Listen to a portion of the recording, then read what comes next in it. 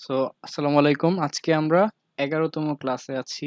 এর আগে ছিল 10 নম্বর ক্লাস। ওখানে আমরা আম লিনিয়ার রিগ্রেশন এর বিস্তারিত দেখছিলাম। বিস্তারিত না, একটা ওভারভিউ দেখছিলাম। তো লাস্ট ক্লাস আমরা সিম্পল লিনিয়ার রিগ্রেশন দেখছিলাম, যেখানে একটা ইন্ডিপেন্ডেন্ট ভেরিয়েবলের সাথে একটা ডিপেন্ডেন্ট ভেরিয়েবলের রিলেশনশিপ আমরা আলোচনা করছিলাম, কিভাবে প্রেডিকশন করা যায় বা লাইন ফিট করা যায়। আর ওখানে ইন্ডিপেন্ডেন্ট অর্থাৎ এক্স ভেরিয়েবল এবং ডিপেন্ডেন্ট অর্থাৎ ওয়াই ভেরিয়েবল দুইটাই ছিল কন্টিনিউয়াস বা নিউমেরিক। নিউমেরিক মানে হচ্ছে যে ওয়ান টু এরকম না, মানে দুইটা লেভেল থাকবে এই ধরনের না, বা ক্যাটাগরিজ না, সেগুলো হচ্ছে নিউমেরিক ভেরিয়েবল। তো ওই রকম ডেটা আমরা একটা সিম্পল লিনিয়ার রিগ্রেশন লাইনের মাধ্যমে ফিট করে দেখছিলাম। তারপর ছিল মাল্টিপল লিনিয়ার রিগ্রেশন মডেল। এবং মাল্টিপল লিনিয়ার রিগ্রেশন মডেল হচ্ছে জাস্ট সিম্পল লিনিয়ার রিগ্রেশন মডেলের একটা এক্সপানশন। এখানে জাস্ট অনেকগুলো ভেরিয়েবল থাকবে, ইন্ডিপেন্ডেন্ট ভেরিয়েবল থাকবে, এবং এই অনেকগুলো ভেরিয়েবলের মাধ্যমে আমরা ওয়াই বা ডিপেন্ডেন্ট ভেরিয়েবল যেটা, সেটাকে প্রেডিক্ট করব বা একটা মডেল ফিট করব। তো এটা ছিল সিম্পল দুইটা মডেল, একটা হচ্ছে সিম্পল লিনিয়ার রিগ্রেশন মডেল, একটা হচ্ছে মাল্টিপল লিনিয়ার রিগ্রেশন মডেল। তো আজকে আমরা দেখব হচ্ছে বাইনারি লজিস্টিক রিগ্রেশন মডেল, বা সিম্পলি বলতে গেলে লজিস্টিক মডেল বা লজিস্টিক রিগ্রেশন মডেল।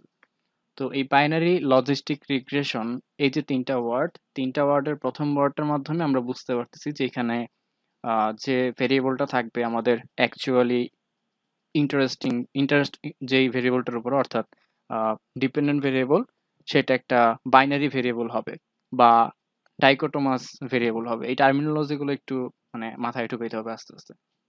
তো এইটার মানে হচ্ছে যে আমাদের লেভেল বা ডিপেন্ডেন্ট ভেরিয়েবলতে লেভেল থাকবে দুইটা, ওয়ান অথবা জিরো, অথবা যদি এভাবে চিন্তা করি ট্রু অথবা ফলস, অথবা ইয়েস বা নো, এই ধরনের। মানে আমাদের আউটকাম হচ্ছে দুইটা, হয় ট্রু হবে বা ফলস হবে, বা ইয়েস হবে বা নো হবে, এই ধরনের।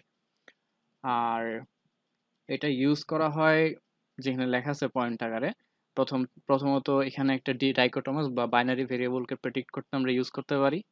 আরেকটা হচ্ছে আমরা মাল্টিপল, মানে একাধিক ইন্ডিপেন্ডেন্ট ভেরিয়েবল একটা ডিপেন্ডেন্ট বাইনারি ভেরিয়েবলের উপর কি ধরনের এফেক্ট ফেলে সেটা আমরা দেখতে পারি। তো যারা হচ্ছে ইকোনোমেট্রিক্স নিয়ে কাজ করে বা বা হচ্ছে মানে এই ধরনের মডেল ফিটিং নিয়ে কাজ করে, তারা সাধারণত সেকেন্ড দিকটাতে বেশি জোর দেয়, যে তারা দেখতে চায় যে কোনো একটা ডাইকোটোমাস ডিপেন্ডেন্ট ভেরিয়েবল বা বাইনারি ডিপেন্ডেন্ট ভেরিয়েবলের উপরে ইন্ডিপেন্ডেন্ট ভেরিয়েবলস বা আমার যে রিসার্চের ইন্টারেস্টেড যে ভেরিয়েবলগুলো, সেই ভেরিয়েবলগুলো কি ধরনের এফেক্ট ফেলে, সেইটা হচ্ছে সাধারণত আহ, যারা এক্সপ্লানেটরি রিসার্চ করে, ডাটা নিয়ে কাজ করে, বা ইকোনোমেট্রিক্স নিয়ে কাজ করে, তারা সাধারণত এই জিনিসটাতে বেশি জোর দেয়।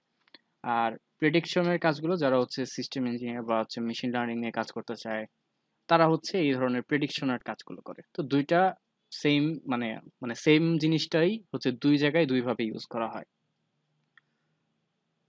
আর এখানে একটা এক্সাম্পল আছে।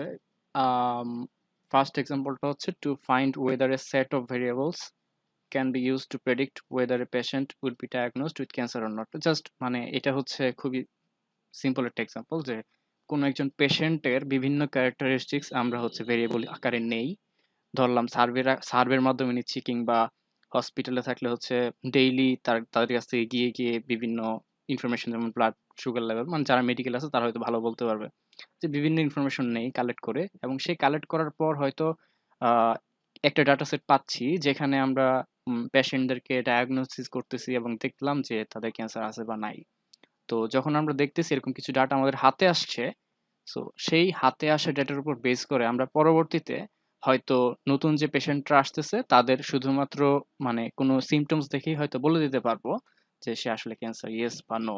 এটা যে সিমটমস দেখে বলা যাবে আমি শিওর না, বাট এটা হচ্ছে যে বিভিন্ন মানে ডায়াগনোসিসের পরে যে ডেটাগুলো আসে, যেমন স্ক্যান করা হইলো, ওই ধরনের ক্ষেত্রে ভ্যালুগুলো আসবে, তার উপর বেস করে হয়তো এই ধরনের কাজগুলো করা হয়। আর সেকেন্ডটা হচ্ছে একটু রিয়েল এস্টেট ওরিয়েন্টেড। এখানে দেখা যাচ্ছে যে to find whether an apartment flat will be sold in the upcoming week based on some collected variables, মানে যেগুলো অলরেডি বিক্রি হয়ে গেছে আর বিক্রি হয় নাই লাস্ট মান্থে, তাদের ক্যারেক্টারিস্টিক্স গুলা হচ্ছে একটা ভেরিয়েবল, কতগুলো ভেরিয়েবল বা ক্যারেক্টারিস্টিক্স হিসেবে আমি যেটা বলতেছি সেখানে রেকর্ড করা হইলো। আর আরেকটা ভেরিয়েবল নেওয়া হইলো যে বিক্রি হয়েছে নাকি হয় নাই। তো যেগুলো আমি রেকর্ড নিলাম সেগুলো হচ্ছে আমাদের ইন্ডিপেন্ডেন্ট, আর সোল্ড যে ভেরিয়েবলটা সেটা হচ্ছে ইয়েস নো আকারে। এটা হচ্ছে আমাদের আউটকাম ভেরিয়েবল বা ডিপেন্ডেন্ট ভেরিয়েবল। তো এই ভেরিয়েবলটার সাথে বা ডিপেন্ডেন্ট ভেরিয়েবলটার সাথে আমাদের যে অ্যাপার্টমেন্টের ক্যারেক্টারিস্টিক্স বা সেগুলো ছিল ওগুলো হচ্ছে ইন্ডিপেন্ডেন্ট ভেরিয়েবল। তো এইভাবে হচ্ছে আমরা রিলেশনটা দেখার চেষ্টা করি যে যেগুলো বিক্রি হয়ে গেছে আর যেগুলো বিক্রি হয় নাই ঠিক কি কারণে বিক্রি হয়েছে এবং কি কারণে বিক্রি হয়নি। তো এটা হচ্ছে আমরা বুঝতে পারবো, এবং এটার উপর বেস করে আমরা নেক্সটে বা আপকামিং উইকে কোন ফ্ল্যাটগুলো বিক্রি হওয়ার চান্স বেশি সেটা নিয়ে আমরা একটু কাজ করতে পারবো। এটা ছিল ২ টা এক্সাম্পল। এক্সাম্পলের অভাব নাই। কোটি, কোটি এক্সাম্পল আছে। সো মডেলটা যদি বুঝতে পারেন সো নিজেরা আরো নতুন, নতুন অ্যাপ্লিকেশনস বের করতে পারবেন যে এই ধরনের মডেল আসলে কোথায় ইউজ করা যায়।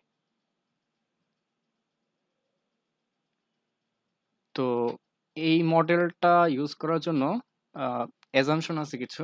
তবে এই অ্যাজাম্পশন গুলো ওই লিনিয়ার রিগ্রেশন মডেলের যে অ্যাজাম্পশন ছিল সেগুলোর মতো এত জটিল কিছু না। যেমন আগের অ্যাজাম্পশনের মাল্টিপল লিনিয়ার রিগ্রেশন মডেলের অ্যাজাম্পশন ছিল বেশ জটিল, জটিল। যেগুলো বুঝতে সমস্যা হইতে পারে অনেকের, যেমন এটা কি তারা শুড বি মাল্টিকোলিনিটি, এগুলো আবার টেস্ট করা লাগে। But linear regression model assumption গুলো এত টাফ কিছু না। এখানে আছে হচ্ছে প্রথমটা, the outcome or dependent variable is measured on ডাইকোটোমাস scale. অর্থাৎ প্রথমেই তো মানে আমাদের মেইন উদ্দেশ্য হচ্ছে একটা এরকম বাইনারি ভেরিয়েবল নিয়ে কাজ করা। সো আমাদের ডিপেন্ডেন্ট ভেরিয়েবল যেটা থাকবে সেটাকে অবশ্যই টু লেভেলের একটা ভেরিয়েবল হইতে হবে, অর্থাৎ 1 0 বা ইয়েস নো বা ট্রু ফলস এই ধরনের। আর সেকেন্ডটা হচ্ছে any continuous independent variables and the logic transformation of the dependent variable must have a linear relationship. তো এটা একটু টাফ, বাট এটা নিয়ে চিন্তা করার কিছু নেই, এটা জাস্ট জানার জন্য। এটা ম্যাথমেটিক্যাল বিষয় আছে ভিতরে। তো এই জিনিসটা এসপিএসএস কোর্সে না দেখালেও চলবে। ওকে, আমরা তাহলে একটু ডেটাতে চলে যাই। এটা সেই আমাদের পরিচিত ডেটাটা, হাউস প্রাইস ডেটা সেট। এখানে আমি কিছু ভেরিয়েবল কেটে দিছি যেগুলো আমার মনে হয়েছে যে দরকার নেই আপাতত। এইটা ছিল আমাদের ডেটা। আমি ভেরিয়েবল ভিউতে চলে যাই। তো এখানে ভেরিয়েবলের নামগুলো দেখা যাচ্ছে। প্রথম ভেরিয়েবলটা হচ্ছে প্রাইস, তারপরটা হচ্ছে residential area, air quality, number of rooms, age, এভাবে হচ্ছে সোল্ড পর্যন্ত। এবং এই সবগুলোর মাঝে আমাদের একটু প্রবলেম আছে ডেটাতে। প্রবলেমটা কোথায় আমি একটু দেখাই। এই যে এয়ারপোর্ট ডেটাটা, এটা একটা স্ট্রিং ডেটা, যেখানে স্ট্রিং লেখা, আর এদিকে এখানে লেখা আছে নমিনাল। তো এটা স্ট্রিং এবং নমিনাল হওয়াতে যে প্রবলেমটা হয়েছে আমাদের সেটা হলো, আমি যদি ডেটাতে যাই এবং এই যে এখানে আসি, যে এটা কিন্তু সরাসরি ইয়েস নো হিসেবে দেওয়া হয়েছে। তো আমরা আমাদের গুড প্র্যাকটিস সেটা হচ্ছে এখানে ইয়েস এর জন্য আমরা 1 দিতে পারতাম, নো এর জন্য 0 দিতে পারতাম, এবং তারপর আমরা এখানে ভ্যারিয়েবল ভিউতে গিয়ে ভ্যালু লেভেলস গুলো আমরা চেঞ্জ করে দিতে পারতাম। এখানে 1 এর জন্য ইয়েস এবং 0 এর জন্য নো দিতে পারতাম। বাট এটা হয়তো যিনি ডাটা ইনপুট দিয়েছিলেন তিনি হয়তো ভুল করে এই কাজটা করেন নাই, তিনি সরাসরি ইয়েস নো দিয়ে ফেলছে।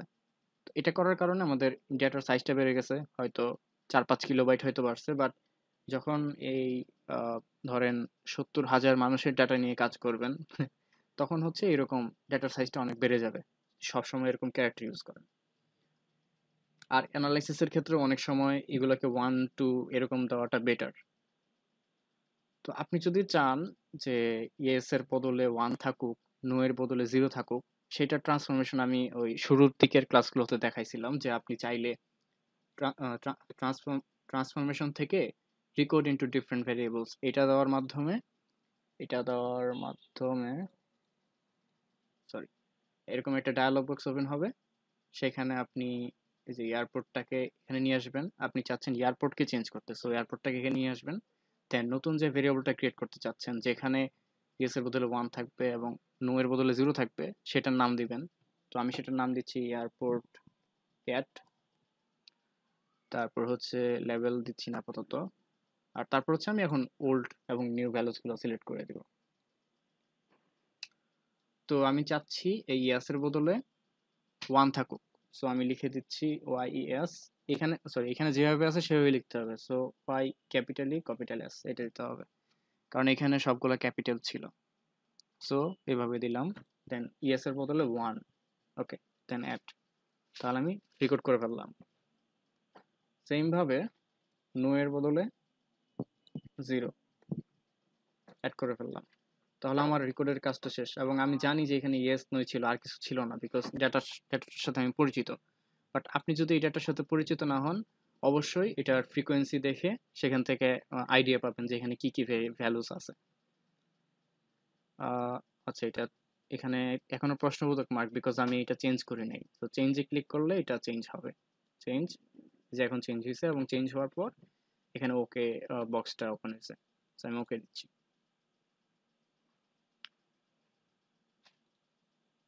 তাহলে আমাদের ডাটার লাস্টের দিকে হয়তো এই যে এখানে চলে আসছে এয়ারপোর্ট ক্যাট নামে একটা নতুন ভেরিয়েবল, যেখানে 1 এবং 0 আছে। তাহলে আমি এখন ভেরিয়েবল ভিউতে গিয়ে যে এয়ারপোর্ট ক্যাট, এটার ভ্যালুসগুলো চেঞ্জ করে দিচ্ছি। 1 লেভেল হচ্ছে ইয়েস, অ্যাড, তারপর 0 লেভেল হচ্ছে নো।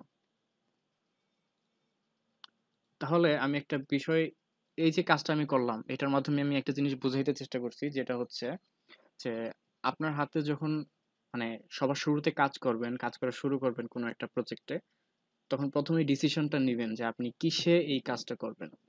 তো আপনি যদি এটার কাজটা এক্সেলে করেন, সেক্ষেত্রে তো এরকম 1-0 করার দরকার নাই। সেক্ষেত্রে হচ্ছে এরকম ইয়েস নো থাকলেই চলবে, কারণ ওইখানে তো আবার এই ভ্যালু লেভেলস দেওয়ার কোনো সুযোগ নাই। তো যেখানে ওই সুযোগটা নাই, সেখানে তো আর 1-0 দিয়ে রেকর্ড করার কোনো মানে হয় না।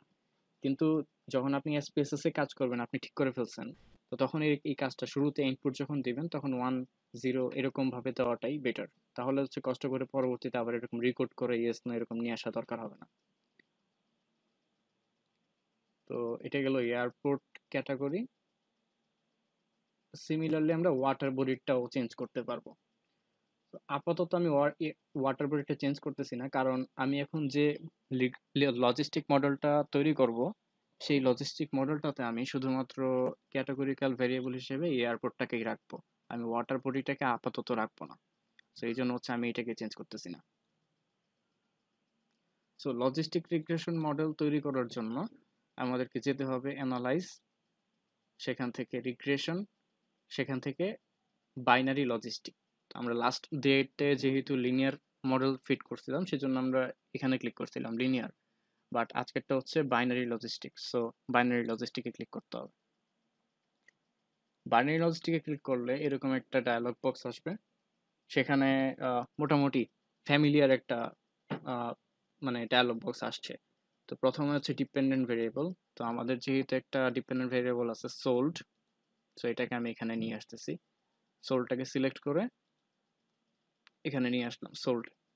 তারপর হচ্ছে এইখানে ব্লক 1 যেখানে দেখা যাচ্ছে, এই জায়গাটাতে আমাদের যে ইন্ডিপেন্ডেন্ট ভেরিয়েবলগুলো থাকবে সেগুলোকে নিয়ে আসতে হবে। তো আমি মনে করতেছি যে আমার ইন্ডিপেন্ডেন্ট ভেরিয়েবলগুলো যেগুলোর আমি ইন্টারেস্টেড, যে সোল্ডের সাথে কাদের সম্পর্ক থাকতে পারে, আমি ভাবতেছি যে প্রাইসের সাথে থাকতে পারে, রেসিডেন্সিয়ালিটির সাথে থাকতে পারে, নাম্বার অফ রুমসের সাথে থাকতে পারে, পোর প্রপোর্শনের সাথে থাকতে পারে, আর এয়ারপোর্টের সাথে আচ্ছা এয়ারপোর্ট তো এটা এয়ারপোর্ট ক্যাট, যেটা মাত্র আমি রেকর্ড করে নিয়ে আসলাম এয়ারপোর্ট ক্যাট, ওইটার সাথে থাকতে পারে। তো আমি ওইটাকে ওইখানে নিয়ে আসলাম। সো এগুলো ছিল আমার ইন্টারেস্ট অফ ভেরিয়েবলস। তো এখন আপনাকে যেটা করতে হবে, উপরে ক্যাটাগরিক্যাল নামে একটা বাটন দেখা যাচ্ছে, এখানে ক্লিক করলে একটা নতুন ডায়ালগ বক্স আসবে, যেখানে আপনাকে এই যে একটু আগে যে ইন্ডিপেন্ডেন্ট ভেরিয়েবলগুলো আপনি সিলেক্ট করছেন, তাদের মধ্যে যে একটা ক্যাটাগরিক্যাল ভেরিয়েবল আছে সেইটাকে সিলেক্ট করে দেখাইতে হবে যে এইটা হচ্ছে আমার ক্যাটাগরিক্যাল ভেরিয়েবল। কারণ হচ্ছে লজিস্টিক রিগ্রেশনে যে মডেলটা তৈরি করা হয়, সেখানে ক্যাটাগরিক্যাল ভেরিয়েবলগুলোকে ডামি কোডিং করা হয়। অর্থাৎ এখানে প্রত্যেকটা লেভেলের জন্য আলাদা আলাদা করে কোএফিসিয়েন্ট আসবে। সো এখানে ইন্ডিকেটরের জন্য যদি দুইটা লেভেল থাকে, অর্থাৎ যদি ইয়েস নো থাকে, তো আপনাকে ইয়েস নো এর বদলে যে কোনো একটা দেখাবে। আপনার যদি 3টা লেভেল থাকে, মনে করি 1 2 3, তাহলে আপনার কোএফিসিয়েন্ট আসবে যে কোনো দুইটা, 2 এর জন্য এবং 3 এর জন্য, যেখানে আপনার কম্পারিজনটা হবে 1 এর সাথে। তো এইভাবে হচ্ছে এই যেহেতু মানে রেফারেন্সটা ক্রিয়েট করা হয় বা ডামি কোডিংটা করা হয়, সেজন্য এই ক্যাটাগরিক্যাল বাটনটাতে এসে আপনাকে অবশ্যই, মানে অবশ্যই ঠিক আছে? এটা না করলে ভুল আসবে রেজাল্টটা। অবশ্যই ক্যাটাগরিক্যাল ভেরিয়েবলটাকে সিলেক্ট করে দিতে হবে যে এইটাই আমার সেই ক্যাটাগরিক্যাল ভেরিয়েবল। আর এখান থেকে রেফারেন্স ক্যাটাগরিতে বাই ডিফল্ট লাস্ট থাকে। তো এটার মানে কি আমি একটু পর দেখাচ্ছি চেঞ্জ করে। আপাতত আমি আর কিছু চেঞ্জ করতেছি না। কন্টিনিউ দিচ্ছি। তারপর অপশনস থেকে Hosmer Lemeshow goodness of fit, তারপর হচ্ছে confidence interval for exponential B, এই দুইটা হচ্ছে আপনি টিক মার্ক দিয়ে দিবেন, দেন কন্টিনিউ। এখন আর কিছু চেঞ্জ করতে হবে না। আমি কি কি চেঞ্জ করলাম এতক্ষণ? প্রথমে হচ্ছে একটা ভেরিয়েবলকে এখানে নিয়ে আসছি যেটা আমার ইন্টারেস্টেড ডিপেন্ডেন্ট ভেরিয়েবল। তারপর ইন্ডিপেন্ডেন্টগুলোকে এখানে নিয়ে আসলাম। দেন ক্যাটাগরিক্যালে গিয়ে আমার ইন্ডিপেন্ডেন্ট ভেরিয়েবল কোনটা, সরি ক্যাটাগরিক্যাল ভেরিয়েবল কোনটা সেইটাকে সিলেক্ট করে দিলাম।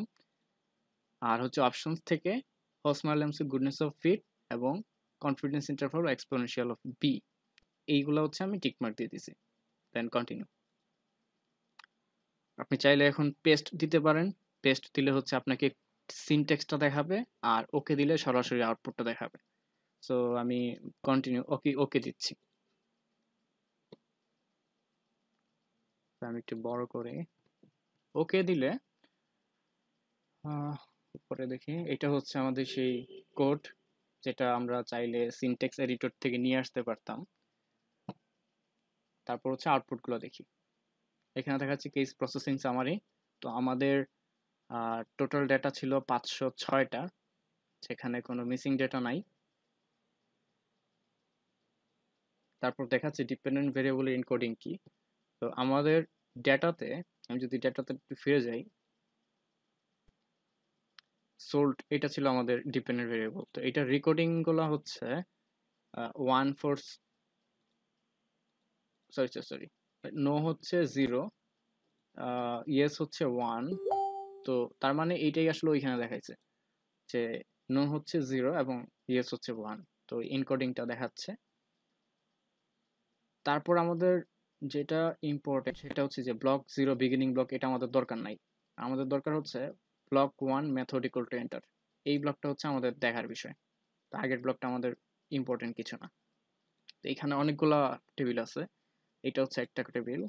দেন এটা দরকার, এটা দরকার, এটা প্রয়োজন নাই, এটা হচ্ছে জাস্ট এই টেবিলটার সাপোর্টিং একটা টেবিল। তো এই টেবিলটা আমাদের দরকার হবে না, আমাদের এটা দরকার হবে। তারপর এটা হচ্ছে ক্লাসিফিকেশন টেবিল। আর এটা হচ্ছে আমাদের যেটা main interest, variables in equation. এটা হচ্ছে আমাদের ইম্পর্টেন্ট টেবিলটা, সবচেয়ে ইম্পর্টেন্ট যে টেবিলটা। তো আমরা একটা একটা করে এই প্রত্যেকটা আউটপুটের মিনিংগুলো বোঝার চেষ্টা করি এখন।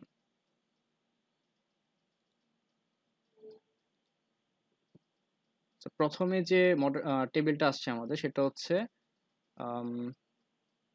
অমনিভাস টেস্ট অফ মডেল কোএফিসিয়েন্ট। তো অমনিভাস টেস্ট মানে কি সেটাই প্রথমে বুঝতে হবে। অমনিভাস টেস্টের মাধ্যমে আসলে আমরা টেস্ট করি যে আমাদের মডেল যেটা আসছে সেটা নান মডেলের সমান কিনা। তো নাল মডেল মানে কি? নাল মডেল মানে হচ্ছে যে আমি যে মডেলটা ফিট করছি, অর্থাৎ কতগুলো ইন্ডিপেন্ডেন্ট ভেরিয়েবল এখানে আমরা নিছি। তো এই ইন্ডিপেন্ডেন্ট ভেরিয়েবলগুলো যদি আমরা না নিতাম, শুধুমাত্র আমাদের ডিপেন্ডেন্ট ভেরিয়েবল যেটা সেটাই আছে, কোনো ইন্ডিপেন্ডেন্ট ভেরিয়েবল নাই। সো সেই মডেলটার চাইতে এই যে কতগুলো ইন্ডিপেন্ডেন্ট ভেরিয়েবল নিছি এই মডেলটা ইমপ্রুভ করছে কিনা এইটা বোঝার জন্যই অমনিভাস টেস্ট করা হয়। তো এটার চাইতে আসলে হোসমার এন্ড ল্যামসোর টেস্ট যেটা, এটা আমাদের এখন বেশি দরকার। বাট অমনিভাস টেস্টটাও একটু বুঝে নেই আমরা, কারণ পরবর্তীতে এই জিনিসটা বুঝতে মানে এই জিনিসটা কাজে লাগবে। তো এটা একটু বুঝে নেই। তো অমনিভাস টেস্টটা আসছে অ্যাকচুয়ালি উপরের যে একটা, আমি যেটা ব্লক আমি এটাকে স্কিপ করতে পারলাম, এই যে বিগিনিং ব্লক, এই বিগিনিং ব্লকের একটা মডেল আছে। এই বিগিনিং ব্লকের মডেলটা হচ্ছে কোনো ধরনের ইন্ডিপেন্ডেন্ট ভেরিয়েবল না নিয়ে তৈরি করা একটা মডেল। যে মডেলে হচ্ছে অ্যাকচুয়ালি কিছুই নাই, এই যে ভেরিয়েবলস ইন দ্য ইকুয়েশন, এখানে শুধু কনস্ট্যান্ট আছে, কোনো ধরনের কোনো ধরনের ইন্ডিপেন্ডেন্ট ভেরিয়েবল নাই। তো এই মডেলটার চাইতে আমরা যখন অনেকগুলো ইন্ডিপেন্ডেন্ট ভেরিয়েবল অ্যাড করছি সেই মডেলটা আসলে ইমপ্রুভ করছে কিনা সেটা বোঝার জন্য আমরা অমনিভাস টেস্ট করি। তো তার মানে হচ্ছে আমাদের নাল হাইপোথিসিস, দ্য ফুল মডেল, অর্থাৎ নতুন যে মডেলটা আমরা দেখলাম, এই মডেলটা আমাদের নাল মডেলের তুলনায় নাল মডেলের ইকুয়াল, এটা হচ্ছে আমাদের নাল হাইপোথিসিস। তো এই অমনিবাস টেস্টের পি ভ্যালু হচ্ছে অলমোস্ট জিরো। তো অলমোস্ট জিরো থাকার মানে হচ্ছে আমাদের নাল হাইপোথিসিসটাকে রিজেক্ট করে দিতে হবে। তো আমাদের নাল হাইপোথিসিস ছিল যে নাল এবং এই মডেলটা ইকুয়াল, সো এটা এখন আমরা রিজেক্ট করে দিচ্ছি। সো আমাদের কাছে যথেষ্ট পরিমাণ স্ট্যাটিস্টিক্যাল এভিডেন্স আছে two reject this null hypothesis. তার মানে আমরা এখন অল্টারনেটটাকে ট্রু ধরে নিতে পারি। সো আমরা তাহলে বলবো যে the full model is an improvement over the null model. এটা হচ্ছে আমাদের প্রথম টেবিলটার কনক্লুশন। তো যদি এটা 0.05-এর চেয়ে বড় হইতো তাহলে কিন্তু আমরা এই এই যে নাল হাইপোথিসিস সেটাকে রিজেক্ট করতে পারতাম না। তো সেই ক্ষেত্রে আমরা পরে যদি যাই দেখি না কেন সবকিছু হচ্ছে মিনিংলেস, কারণ আসলে এই টেবিলটা আর নাল টেবিলের মাঝে কোনো ধরনের পার্থক্য নাই। নাল টেবিলটা আমরা বুঝছি কিনা?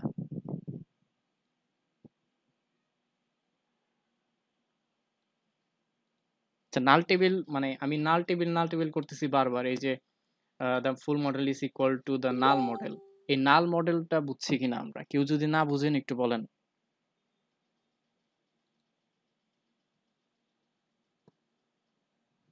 বুঝি নাই। যেখানে কোনো ইন্ডিপেন্ডেন্ট নাই। আচ্ছা আমি দেখাই, এই যে আমরা যদি Y is equal to beta naught ধরি, এটা যদি এটা একটা মডেল যেখানে কোনো এক্স নাই, আর একটা মডেল হচ্ছে Y is equal to beta naught plus beta one multiplied by x.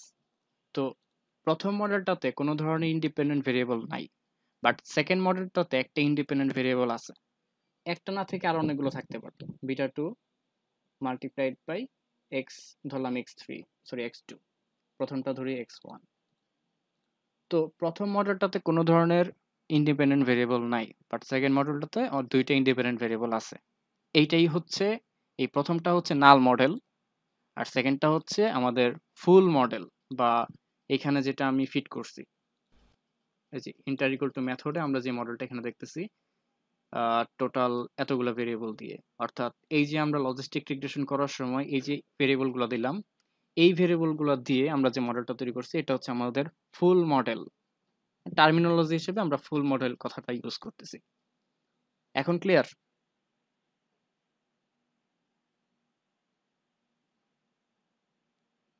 আমি আরেকবার বলি, এই যে নাল মডেল যেখানে কোনো ভেরিয়েবল ছিল না, আর এই যে ফুল মডেল যেখানে দুইটা ভেরিয়েবল আমি অ্যাড করছি, এই নাল হাইপোথিসিসটা যদি ট্রু হয় এটার মানে হচ্ছে এই ইন্ডিপেন্ডেন্ট ভেরিয়েবল থাকা যে কথা, ইন্ডিপেন্ডেন্ট ভেরিয়েবল না থাকাও একই কথা।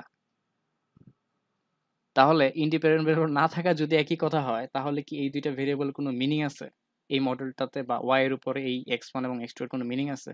নাই। সো এইটা যখন নট রিজেক্টেড হবে তখন আসলে মডেলের কোনো মিনিংই নাই, সেটা নিয়ে কাজ করার কোনো মানে হয় না। সো আমাদের দেখার বিষয় হচ্ছে যে এটা আসলে রিজেক্ট হচ্ছে কিনা।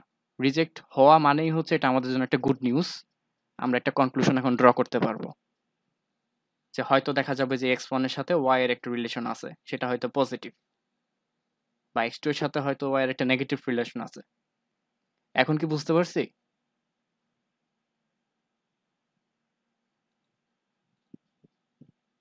হ্যাঁ।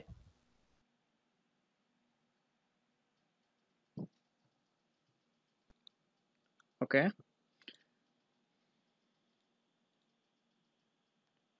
এটা ছিল অমনিবাস টেস্ট। আর তারপরটা হচ্ছে মডেল সামারি। তো মডেল সামারিতে প্রথমে হচ্ছে একটা log likelihood ratio -2 log likelihood রেশিওর ভ্যালু। তবে আমরা যে আগের দিন দেখছিলাম আর স্কোয়ার বা অ্যাডজাস্টেড আর স্কোয়ার, যেটাকে গুডনেস অফ ফিটও বলা হয়, ওইটার কাজ ছিল যে একটা মডেল কত ভালোভাবে ডেটার সাথে ফিট করে সেইটা দেখানো। তো এইখানে যেহেতু আমরা আসলে এমন একটা মডেল ফিট করতেছি যেখানে আমাদের ডিপেন্ডেন্ট ভেরিয়েবলটা হচ্ছে বাইনারি, সো আমরা আসলে কনভেনশনাল যে আর স্কোয়ারটা থাকে সেটার যে ফর্মুলাটা সেটা ইউজ করতে পারি না। তো সেটা যেহেতু ইউজ করতে পারি না, তো গবেষকরা যারা স্ট্যাটিস্টিশিয়ান ছিল, ইকোনোমেট্রিশিয়ান ছিল, তারা হচ্ছে বছরের পর বছর গবেষণা করে তারা বের করছে যে কিছু মডিফিকেশন বের করছে আর স্কোয়ারের, যে কিভাবে আসলে এটাকে ইমপ্রুভ করা যায়, আর স্কোয়ারটাকে ইমপ্রুভ করা যায়। তো তাদের মধ্যেই দুইজন ছিল কক্স এন্ড স্নেল, এবং একজন হচ্ছে নেগেলকার্কে, বা এটা উচ্চারণ করতে পারি না ঠিক মতো। তো নেগেলকার্কি আর স্কোয়ার, আর একটা হচ্ছে Cox and Snell R square. তো প্রথমটার ইমপ্রুভমেন্ট বা মডিফিকেশন হচ্ছে নেগেলকার্কি আর স্কোয়ার। আর রিসার্চাররা সাধারণত এই লজিস্টিক রিগ্রেশনের আউটপুট যখন রিপোর্ট করতে বলা হয় তখন আর স্কোয়ার ইকুয়াল টু 0.194 বা 19.4%, অ্যান্ড ব্র্যাকেটে হচ্ছে নেগেলকার্কে আর স্কোয়ার এটা লিখে দেওয়া হয়। তো এটার মানে হচ্ছে যে আমাদের এই মডেলটা 19.4% এক্সপ্লেন করতে পারে ডিপেন্ডেন্ট ভেরিয়েবলের। তো এই কথাটা হচ্ছে স্লাইডে আমি লিখে দিছি যে Nagelkerke R square is an adjusted form of the Cox and Snell R square which measures the proportion of the total variation of the binary dependent variable that can be explained by the independent variables included in the model. এটা হচ্ছে এই নেগেলকার্কে আর স্কোয়ারের interpretation. আর আপনারা চাইলে দেখতে পারেন যে এই দুইটার মাঝে আসলে কোনটা, আপনি যে জিনিসটা নিয়ে কাজ করতেছেন সেখানে আগের লিটারেচারগুলো পড়লে বুঝতে পারবেন যে তারা আসলে কি ইউজ করছে। আপনার আপনি চাইলে সেটা ফলো করতে পারেন রিস্ক না নিয়ে, বা আপনি চাইলে হচ্ছে কনভেনশনালি সবাই যেটা ইউজ করে সেটা ইউজ করতে পারেন। এটা ছিল আর স্কোয়ারের জিনিসটা। তারপর আরেকটা টেস্ট আছে, সেটা হচ্ছে হসপল এন্ড ল্যামশোস টেস্ট। এইটার নাল হাইপোথিসিসটা একটু দেখে আসি। এটা নাল হাইপোথিসিস হচ্ছে দ্য মডেল ফিটস ওয়েল, আর অল্টারনেট হচ্ছে the model does not fit well. তো তার মানে হচ্ছে যে এই হাইপোথিসিসটা যদি নট রিজেক্টেড হয়, অর্থাৎ এইটা যদি বলে যে the full model is equal to the null model, তাহলে আসলে এটা অল্টারনেটটা হওয়ার কথা। আর এইখানে যদি আমরা এটা রিজেক্ট করে দেই তাহলে এটা নট রিজেক্টেড হওয়ার কথা। তো আমাদের ক্ষেত্রে এখানে যেহেতু এটা নট রিজেক্টেড ছিল, সরি এখানে যেহেতু এটা রিজেক্টেড ছিল, তার মানে আমাদের এই মডেলটা নালের চেয়ে ভালো। তাহলে এটা আসলে একটা ইমপ্রুভমেন্ট হওয়ার কথা আমাদের স্লাইড অনুযায়ী। দ্য মডেল ফিটস ওয়েল, তো মডেলটা আসলে ওয়েল ফিটেড হওয়ার কথা। তো সেটা যদি দেখি আমাদের পি ভ্যালু কত আসছে, 0.742। সো এই টেস্টের পি ভ্যালুটা আসছে 0.742, যেটা 0.05 এর চেয়ে বড়। তো তার মানে হচ্ছে আমাদের নাল হাইপোথিসিসটা যেটা ছিল সেটা আসলে রিজেক্ট করার কোনো উপায় নাই, কারণ আমাদের কাছে এটা কোনো যথেষ্ট এভিডেন্স না নাল হাইপোথিসিসটি রিজেক্ট করে দেওয়ার জন্য। তো যেহেতু আমাদের কাছে নাল হাইপোথিসিস রিজেক্ট করে যাওয়ার জন্য যথেষ্ট পরিমাণ এভিডেন্স নাই, সো আমরা নালটাকে রিজেক্ট করব না, এবং এটাকে আমরা আমরা তাহলে কনক্লুড করব যে আমাদের মডেলটা ভালোভাবে ফিট করছে। আর এটা ফিট করছে কিনা এটা দেখার জন্যই আসলে আহ, এরকম একটা টেবিল, সাপোর্টিং টেবিল দিয়ে দিছে সাথে। এটা হচ্ছে contingency table for Hosmer and ল্যামশোর টেস্ট। তো যারা হচ্ছে ম্যাথমেটিক্যাল ডিটেলস জানার আগ্রহ আছে তারা এটা ডিটেলস দেখতে পারেন সেটা আসলে কিভাবে কাজ করছে। তো এটা আপাতত দরকার নেই, বাট অথবা এটা হচ্ছে রিপোর্টিং এর কাজেও এটা দরকার হয় না।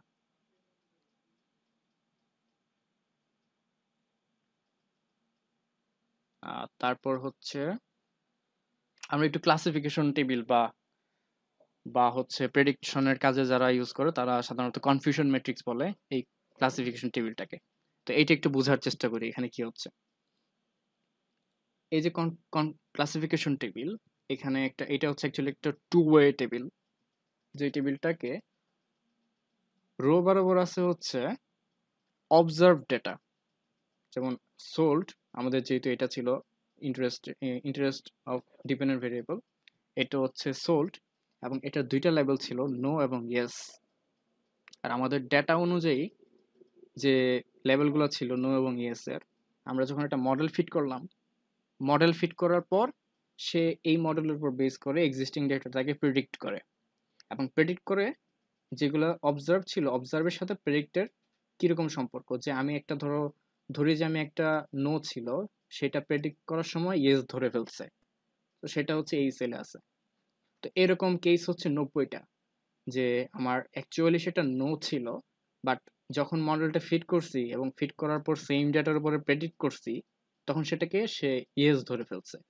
তো এরকম কেস হচ্ছে 90টা।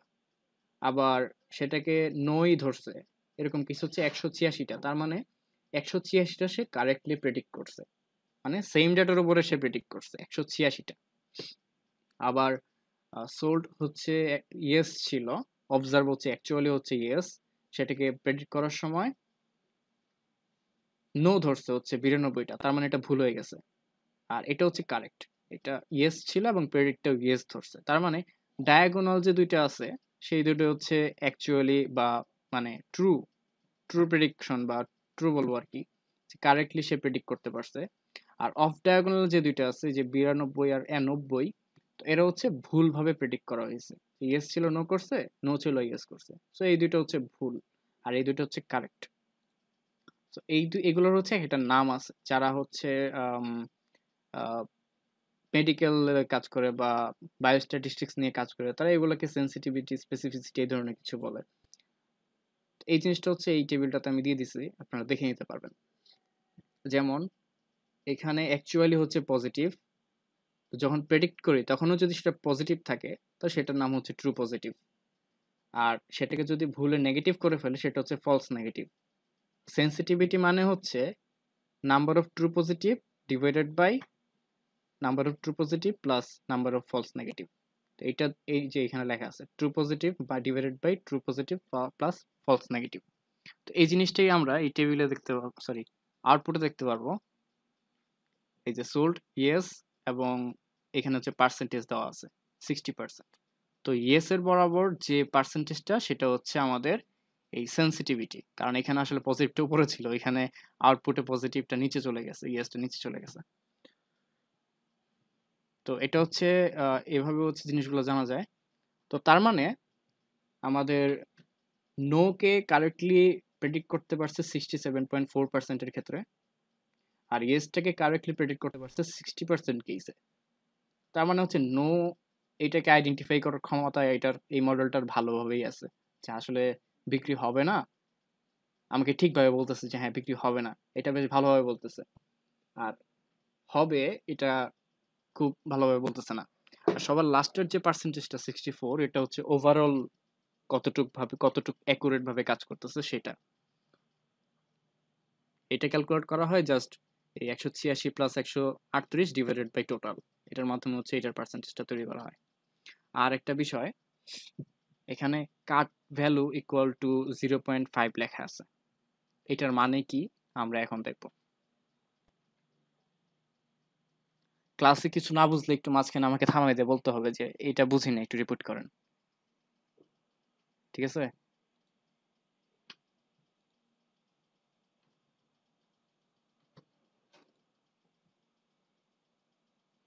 আচ্ছা, এই যে ফিগারটা আমরা দেখতেছি, ফিগারে ব্লু লাইনটা হচ্ছে আমরা গতকালকে যেটা পড়ছি লিনিয়ার মডেল, এই ব্লু লাইনটা হচ্ছে সেই লিনিয়ার মডেল। আমরা আমাদের আজকের যে ডাটাটা, এই ডাটাটার উপরে যদি লিনিয়ার মডেল ফিট করতাম তাহলে জিনিসটা এরকম হইতো যে এই যে 1 উপরে হচ্ছে 1 থেকে 0 ওয়াই অ্যাক্সিস বরাবর, আর ব্লু লাইনটা হচ্ছে 1 এর উপরে চলে গেছে এবং 0 নিচে চলে গেছে। তো আজকের যে ডেটাটা আমাদের কাছে আছে, এই ডেটাটা অ্যাকচুয়ালি প্রেডিক্ট করার সময় আমাদেরকে আউটপুটে 0 কিংবা 1 দেয় না, আমাদের আউটপুটে দেয় হচ্ছে প্রবাবিলিটি, যে এটা আসলে ঘটার প্রবাবিলিটি 0.5 এর চেয়ে বেশি হইলে উপরে থাকবে আর 0.5 এর চেয়ে নিচে হইলে নিচে থাকবে। আর যখন হচ্ছে 0.5 এর চেয়ে নিচে থাকবে তখন আমাকে সেটার আউটপুটে, অর্থাৎ যদি স্পেসের আউটপুট চিন্তা করি সেখানে আউটপুটে আমাকে 0 দেখাবে, আর যদি 0.5 এর উপরে থাকে তাহলে আউটপুটে 1 দেখাবে। তো এই যে ট্রান্সফরমেশনটা হচ্ছে, এই যে এই ফাংশনটার নাম হচ্ছে সিগময়েড ফাংশন। আর আমরা এখানে মেইনলি যেটা পাচ্ছি সেটা হচ্ছে একটা প্রবাবিলিটি, আর এই প্রবাবিলিটি থেকে অ্যাকচুয়ালি আমরা 0 এবং 1 ডিরাইভ করে নিচ্ছি, যে 0.5 এর চেয়ে কম হইলে আমরা ধরতেছি সেটাকে ফেইলিউর কিংবা ফলস কিংবা 0, এবং 0.5 এর উপরে থাকলে সেটাকে ট্রু, 1 কিংবা ইয়েস, এই ধরনের জিনিস আমরা ধরতেছি। তো আমরা লিনিয়ার রিগ্রেশন কেন করতেছি না, লজিস্টিক কেন করতেছি, এটা হচ্ছে ফার্স্ট কোয়েশ্চেন। তো প্রবাবিলিটির রেঞ্জ যদি আমি একটু জানাই, সেটা হচ্ছে প্রবাবিলিটি সবসময় 0 থেকে 1 এর মধ্যে থাকে। তো আমরা এখানে যেহেতু প্রবাবিলিটি হিসাব করতেছি যে কোনো একটা ইভেন্ট ঘটার প্রবাবিলিটি, তো আমরা যদি এরকম লিনিয়ার একটা মডেল ফিট করি, কখনো কখনো দেখা যাবে যে আমাদের প্রবাবিলিটি 1 এর চেয়ে বেশি আসতেছে। বাট অ্যাকচুয়াল কেসে কখনোই কোনো কিছুর প্রবাবিলিটি 1 এর চেয়ে বেশি হইতে পারে না। আমরা কখনোই বলতে পারবো না যে আমরা 110% শিওর বা আমরা -3% শিওর।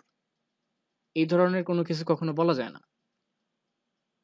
তার মানে আমাদেরকে এরকম একটা ট্রান্সফরমেশন করতে হবে। আমি গতকালকে বলছিলাম যে লিনিয়ার রিগ্রেশনের কোনো অ্যাসাম্পশন যদি ফলো না করে তখন প্রয়োজনে ডেটার ট্রান্সফরমেশন করা যেতে পারে। তো এইখানে আসলে সেই ট্রান্সফরমেশনটাই হয়েছে। এখানে আমাদের আমাদের যে ডিপেন্ডেন্ট ভেরিয়েবলটা ছিল সেটা ট্রান্সফরমেশন করা হয়। তো করার মাধ্যমে এই লিনিয়ারটাকে সিগময়েড ফাংশনের মাধ্যমে এরকম একটা শেপ দেওয়া হয়। তো যেটা সবসময় 0 থেকে 1 রেঞ্জের মধ্যে থাকবে। ঠিক আছে? তো আমরা এখানে মডেলটার আউটপুট যদি একটু দেখি,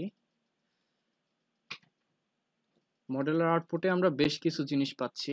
প্রথম পাচ্ছি হচ্ছে বি, যেটা হচ্ছে আমাদের বিটা বা রিগ্রেশন কোএফিসিয়েন্ট। তারপরেরটা হচ্ছে এস ই, মানে হচ্ছে standard error of the regression coefficient. তারপরটা হচ্ছে Wald statistic, degrees of freedom এবং পি ভ্যালু বা সিগনিফিক্যান্ট ভ্যালু। তো আমাদের এই ওয়ার্ল্ড স্ট্যাটিস্টিকের ভ্যালু বা ডিগ্রিজ অফ ফ্রিডম ভ্যালু নিয়ে চিন্তা করতে হবে না, আমাদের দেখার বিষয় হচ্ছে পি ভ্যালু। তো আমরা পাইলাম তিনটা জিনিস এখন পর্যন্ত ইম্পর্টেন্ট পেলাম, একটা হচ্ছে beta, standard error, P value, আর তারপর হচ্ছে এক্সপোনেনশিয়াল অফ বিটা। এই এক্সপোনেনশিয়াল অফ বিটা মানে হচ্ছে অডস। এটা মানে কিভাবে অডস আমি একটু দেখাই। অডস মানে কি সেটা প্রথমে জানতে হবে। অডস মানে হচ্ছে কোনো একটা ঘটনা ঘটার probability to the ratio of কোনো একটা ঘটনা না ঘটার প্রবাবিলিটি। আমি যদি চিন্তা করি যে প্রবাবিলিটি অফ ইয়েস, কোনো একটা ঘটনা ঘটার প্রবাবিলিটি হচ্ছে 0.6, তাহলে সেটা না ঘটার প্রবাবিলিটি কত? 1 মাইনাস 0.6 অর্থাৎ 0.4। তার মানে সেই ঘটনাটা ঘটার অডস হচ্ছে 0.6 ডিভাইডেড বাই 0.4। তো ওইটাই হচ্ছে ঘটনাটা ঘটার অডস। তাহলে এভাবে দেখেন, আমি যদি একটু লিখি আর কি, ডুপ্লিকেট করে লিখি।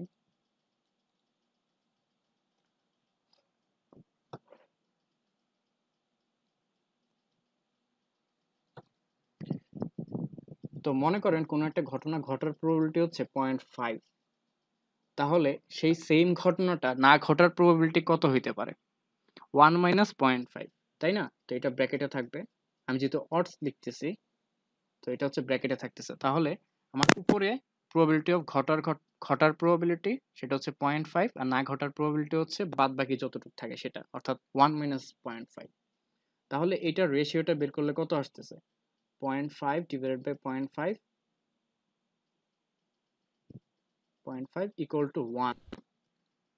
তার মানে আমার ঘটনাটা ঘটার প্রবাবিলিটি এবং না ঘটার প্রবাবিলিটি যদি সমান থাকে, সেক্ষেত্রে আমরা অডসের ভ্যালুটা পাচ্ছি 1।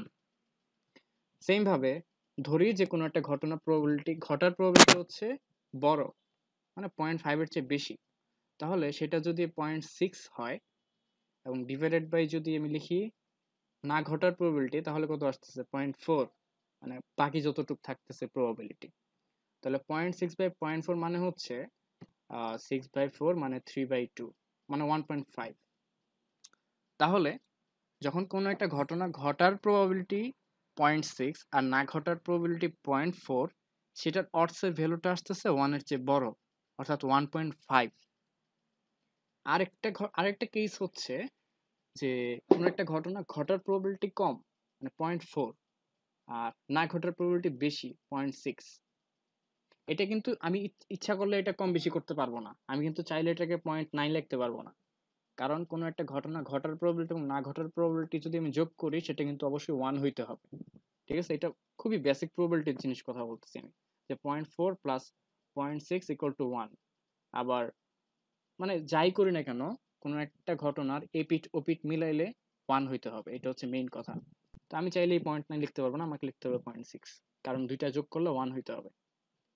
তাহলে 0.4 বাই 0.6 কত আসে? 1 বাই 1.5 আর কি। মানে এটা হচ্ছে 1 এর চেয়ে কম আসবে, এই ভ্যালুটা 1 এর চেয়ে কম আসবে। কত আসে?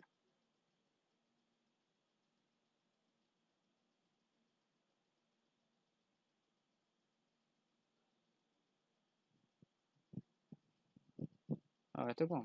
শিওর?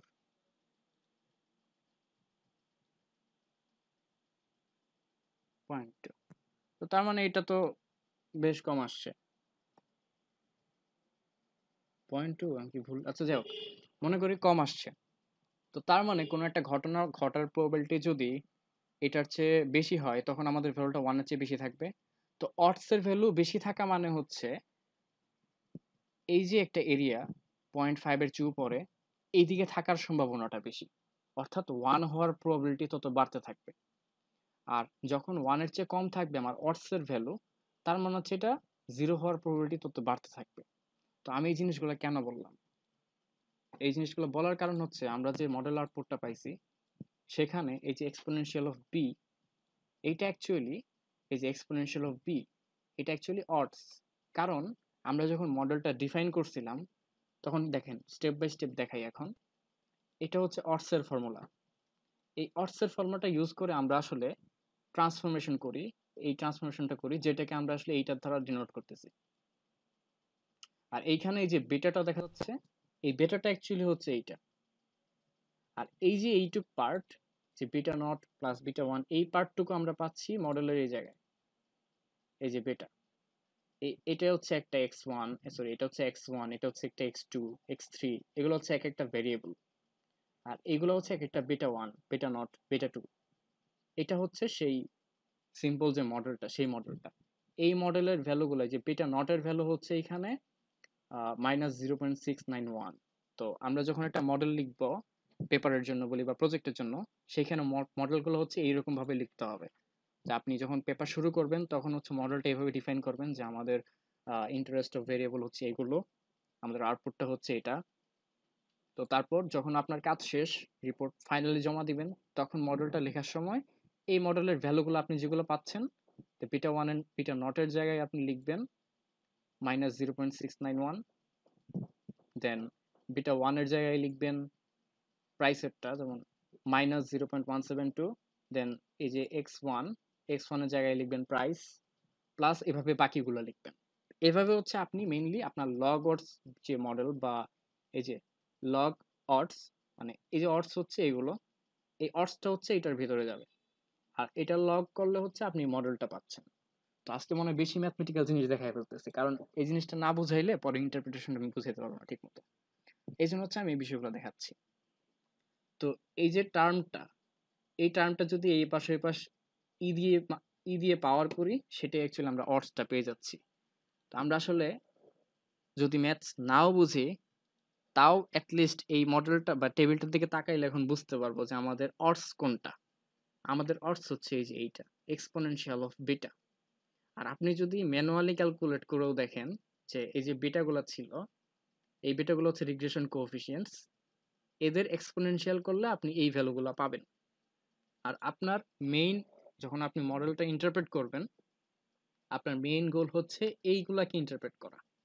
তো এইখানে যখনই দেখবেন আপনি ওয়ানের চেয়ে বেশি আসছে কোনো একটা ভ্যালু, তা আপনার বুঝতে হবে যে এইটার ভ্যালু যদি বেড়ে যায়, তাহলে আপনার ঘটনাটা ঘটার অড এত টাইমস করে চেঞ্জ হইতে থাকবে। তো ওয়ানের কম আসা মানে হচ্ছে ঘটনাটা ঘটার সম্ভাবনা কমতে থাকবে, ওয়ানের বেশি আসা মানে হচ্ছে ঘটনাটা ঘটার সম্ভাবনা বাড়তে থাকবে। তো এইখানে যদি আমরা ভ্যালুগুলোর দিকে তাকাই, অডসের ভ্যালুগুলোর দিকে তাকাই, তাহলে দেখবো যে এই যে একটা আছে অনেক বেশি, 2.275, আর এটা হচ্ছে রুম নাম্বার।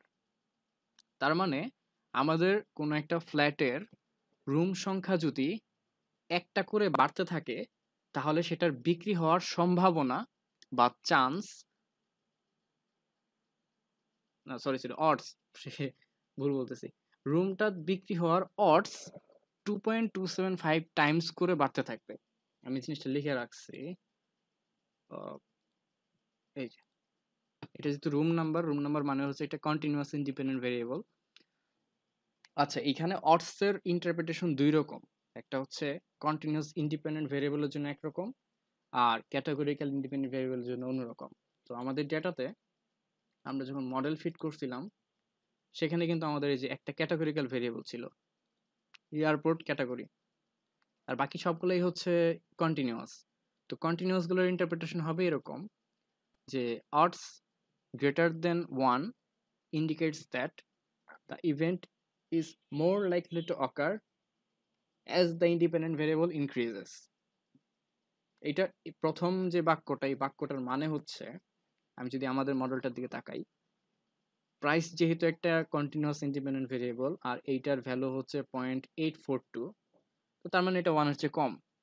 তো 1-এর চেয়ে কম হওয়ার মানে হচ্ছে যে প্রাইস যদি প্রতি ইউনিট বাড়তে থাকে, প্রতি ইউনিট বাড়তে থাকলে এরকম 0.842 টাইমস করে সেটা বিক্রি হওয়ার অডস চেঞ্জ হইতে থাকবে। তো এটা যেহেতু 1-এর চেয়ে কম, তার মানে আসলে কমতে থাকবে। আর পরেরটা হচ্ছে রেসিডেন্সিয়াল এরিয়া। তো এটা 1 ইউনিট করে বাড়লে এটা বিক্রি হওয়ার অডস 1.028 কম করে কমতে থাকবে। তো এটা আরেকভাবে বলা যায়, যেমন in other words, for 1 unit increase in the continuous independent variable, the odds is expected to change by odds ratio times. মানে হচ্ছে এখানে যে ভ্যালুটা আসবে আসলে, যেমন প্রথমটার ক্ষেত্রে 1.028, তো আপনি লিখবেন যে 1.08 টাইমস। তো তার মানে for 1 unit increase in price, the ods of the flat to be sold is expected to change by 1.025 times. ওটার ইন্টারপ্রিটেশনটা হচ্ছে এরকম। আর আরেকটা হচ্ছে ক্যাটাগরিক্যাল ইন্ডিপেন্ডেন্ট ভেরিয়েবল। তো ক্যাটাগরিক্যালটা একটু টেকনিক্যাল। কিভাবে টেকনিক্যাল আমি দেখাই। আমাদের এয়ারপোর্ট ক্যাট, মানে আমাদের যে ভেরিয়েবলটা ছিল এয়ারপোর্ট ক্যাটাগরি, সেটা হচ্ছে এটা, আর এখানে ব্র্যাকেটে 1 দেওয়া। আর এদিকে যদি যাই, আচ্ছা আমি একটা জিনিস চেঞ্জ করে আসি, ওয়েট, আমি এগুলো লেভেল দিই নেই না। আচ্ছা আমি এটা লেভেলটা দিই, ভেরিয়েবলের লেভেল এয়ারপোর্ট। এবার আরেকবার রান দিই মডেলটা।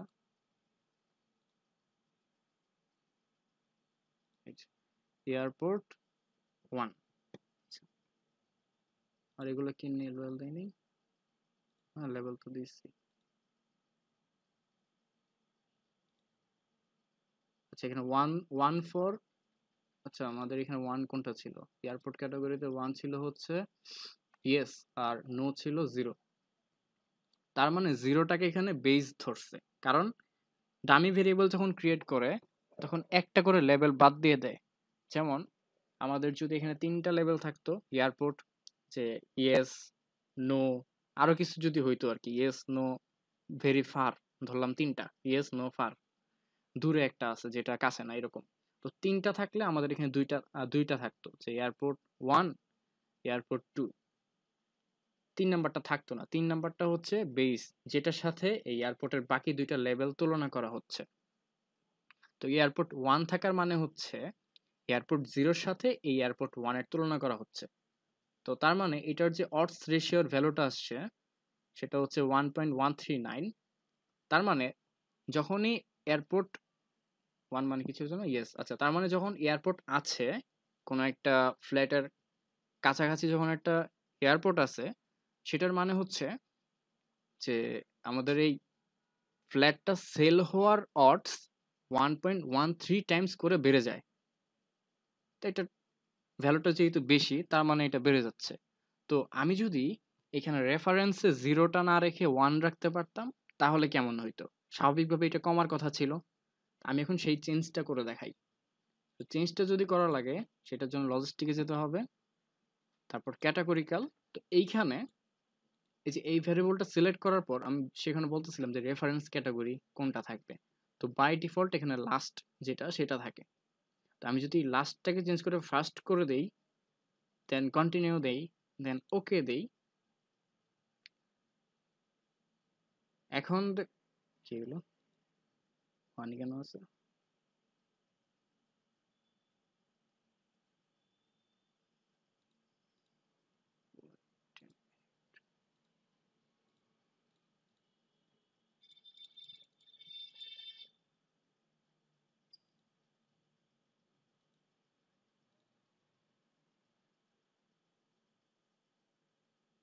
কি ব্যাপার? ঠিক আছে,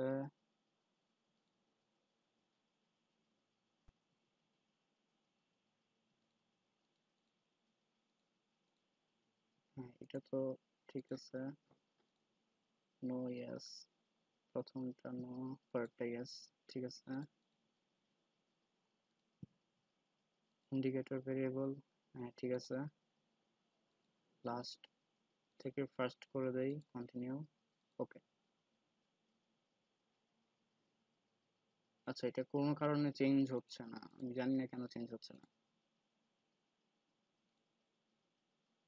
ওয়েট, লাস্ট কেন থাকতেছে বারবার? আমি তো চেঞ্জ করছি, ফার্স্ট দিলাম, আবার লাস্ট হয়ে গেছে কেন?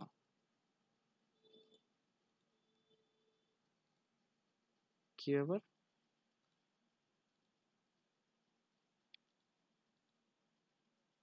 এটা ফার্স্ট দিলাম, কন্টিনিউ, সাথে সাথে চেঞ্জ হয়ে গেছে। আচ্ছা, এটা দেখতে হবে কোনো কারণে চেঞ্জ হচ্ছে না। আচ্ছা, ওইটা চেঞ্জ করলে আর কি এখানে এয়ারপোর্ট 1 থাকবে না, এয়ারপোর্ট 0 থাকবে। অন্য যে রেফারেন্সটা ছিল সেটা এখানে চলে আসবে। তো তার মানে হচ্ছে যে মেইন কথা হচ্ছে যে 1 যখন আছে, তার মানে হচ্ছে এয়ারপোর্ট যদি থাকে তাহলে সেটা বিক্রি হওয়ার odds 1.13 টাইমস করে বেড়ে যাবে। আর এটার ইন্টারপ্রিটেশনটা আমি এখানে লিখে রাখছি যে আপনার ডেটার জন্য যখন করবেন তখন কি লিখবেন, যে ফর লেভেল এ। তো আমাদের লেভেল এ মানে হচ্ছে যে airport yes, airport equal to yes for, যদি এয়ারপোর্ট থাকে, and odds ratio greater than 1, তো আমাদের ক্ষেত্রে 1 ছিল। It indicates that the event is more likely to occur in the presence of level A. তার মানে যদি এয়ারপোর্ট থাকে তাহলে জিনিসটা বা ফ্ল্যাটটা সেল হওয়ার প্রবাবিলিটি বা chance more as compare to indicator or base level. এখানে বেস লেভেল মানে হচ্ছে যে এয়ারপোর্ট নাই। আর এটা অন্যভাবে লেখা যায় যে in other words odds of happening the event for level A is ওই যে 1.13 something times higher than the indicator or base level, অর্থাৎ যখন এয়ারপোর্ট থাকবে না সেটার চাইতে কতটুকু বেশি সেটা হচ্ছে এটা। আর আমি একটা এখানে আরেকটা স্লাইড অ্যাড করে আমি আমার যে ডেটাগুলো ছিল, এখানে যে ডেটাগুলো আছে এটার একটা কন্টিনিউয়াসের জন্য ইন্টারপ্রিটেশন কি হবে সেটা, এবং একটা ক্যাটাগরিক্যালের জন্য ইন্টারপ্রিটেশন কি হবে সেটা আমি লিখে দিব অন্য একটা স্লাইডে। ওই স্লাইডটা আমি অ্যাড করে নিই এখনো, ওই স্লাইডটাতে আমি অ্যাড করে দিয়ে দিব। তো এইটা ছিল লজিস্টিক রিগ্রেশন, এইভাবে মানে অ্যানালাইজ দেন রিগ্রেশন দেন বাইনারি লজিস্টিক, এইভাবে হচ্ছে কিভাবে অ্যানালাইজ করতে হয় বা ফিট করতে হয় সেটার একটা ওয়ে। আর অবশ্যই ডেটা যখন রেডি করবেন, ডেটা রেডি করার সময় ডেটাগুলোকে এইভাবে লেভেল করে, তো 0 1 দিয়ে দেন হচ্ছে ভ্যালু লেভেল সেট করার মাধ্যমে করবেন, এটা একটা গুড প্র্যাকটিস। বাট এটার মানে এই না যে এখন যেভাবে আছে সেভাবে করলে হবে না, সেভাবে করলে ভুল হবে এমন না কিন্তু। আমি করে দেখাচ্ছি, আমি যদি শুধু এমন একটা মডেল ফিট করি যেখানে ফিট করি, করে দেখাই, রিগ্রেশন বাইনারি লজিস্টিক সব চেঞ্জ করে দিই। আমি চিন্তা করলাম যে সোল্ড এই ভেরিয়েবলটা হচ্ছে আমার ডিপেন্ডেন্ট, এবং ওয়াটার বডি, তো ওয়াটার বডিটা কিন্তু এখানে এই যে 1 0 না, সরাসরি রিভার বা ক্যারেক্টার হিসেবে আছে। আমি ওয়াটার বডিটাকে নিয়ে আসলাম একটা ভেরিয়েবল হিসেবে, এবং পোর পিপলের প্রপোর্শনকে নিয়ে আসলাম একটা ভেরিয়েবল হিসেবে। ক্যাটাগরিক্যালে গিয়ে এটা আমি সিলেক্ট করে দিচ্ছি, ফার্স্ট দিই, এখন ফার্স্ট দিই, কি হয়, এই যে আবার চেঞ্জ হয়ে গেছে, কি যে একটা অবস্থা।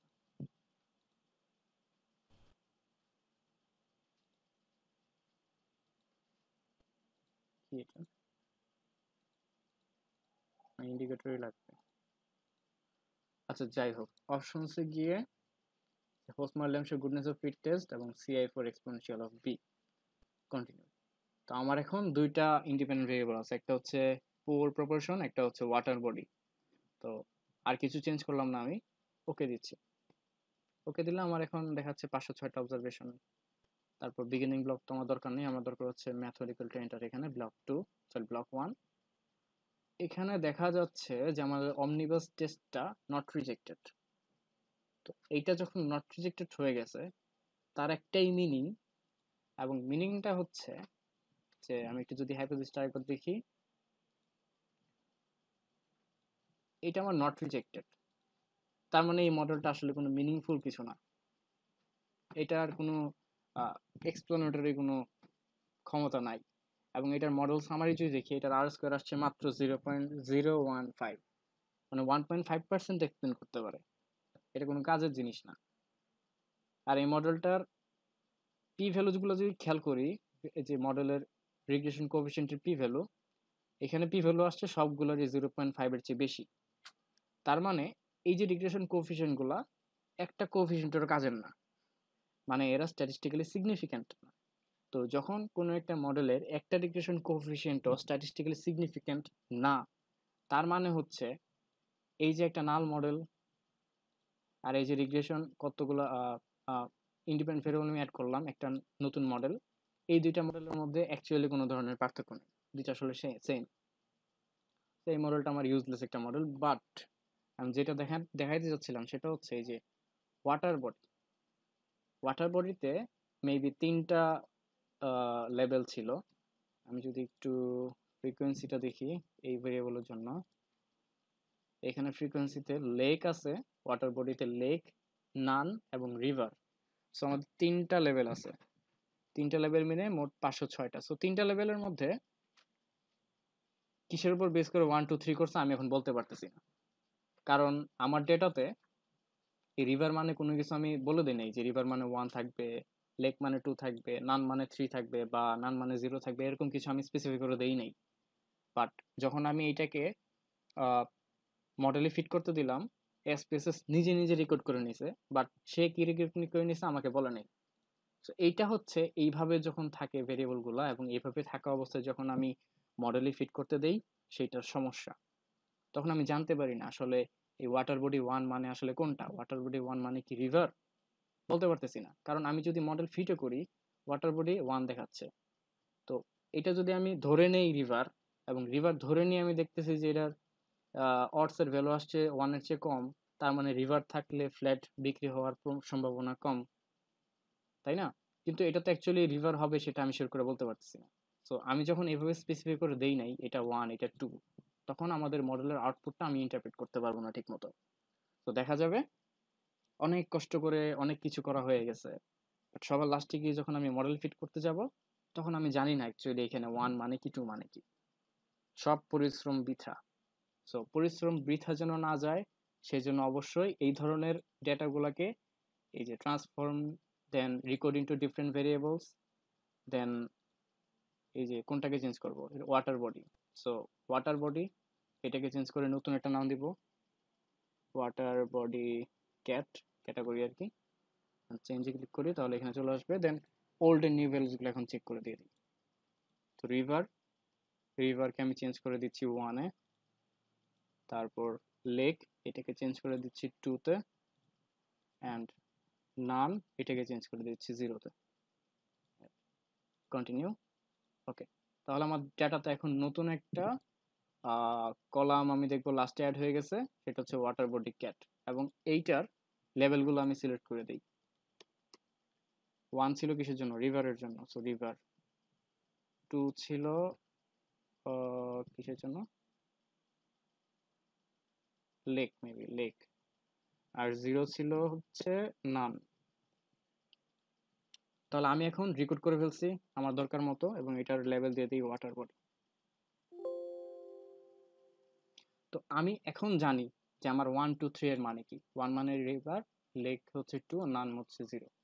এখন যদি আমি মডেলটা রান দিই লজিস্টিক রিগ্রেশন, দেন এখানে ওয়াটার বডি চেঞ্জ করে এইটা, এই ওয়াটার বডি, তারপর ক্যাটাগরিক্যালি গিয়ে এটাকে এখানে নিয়ে আসি, দেন কন্টিনিউ।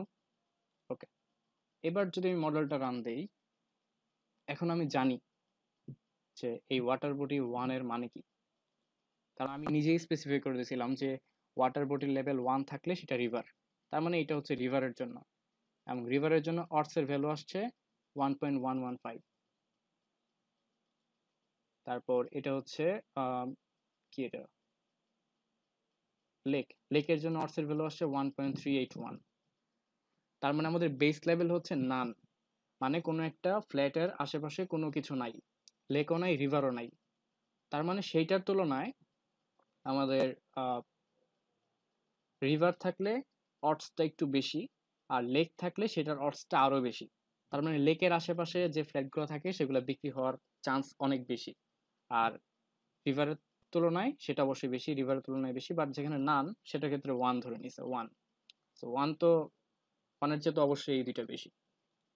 তবে মজার বিষয় হচ্ছে মডেলটা কিন্তু আসলে ইনসিগনিফিক্যান্ট, কারণ এখানে এই যে সবগুলা পিভেল হচ্ছে গ্রেটার দেন 0.05। তো যেটা দেখাইতে চাইছিলাম সেটা তো দেখাইলাম যে তিনটা কিভাবে এগুলো ডামি ভেরিয়েবল গুলোর এক্সপ্লেনেশন দিতে হয়। তো আজকের ক্লাসে কারো কোনো প্রশ্ন আছে? ওয়াও, নতুন করে কয়েকজন অ্যাড হয়েছে দেখা যায় লাস্টের দিকে। কোনো প্রশ্ন আছে আজকে?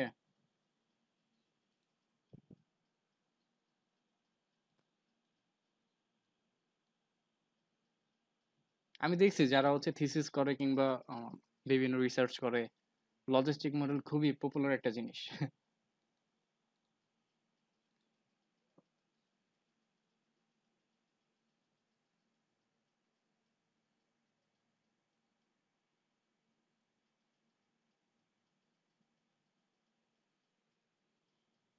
কেউ কি কিছু বলবেন? আচ্ছা, একটু যদি জানতে চাই, আহ, আমার একটা রিসার্চে আমি এবার বুঝি নাই আসলে।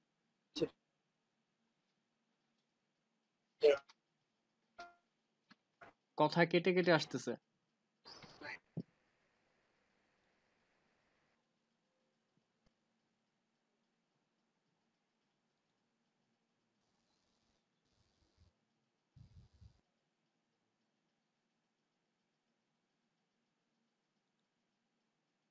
হ্যালো?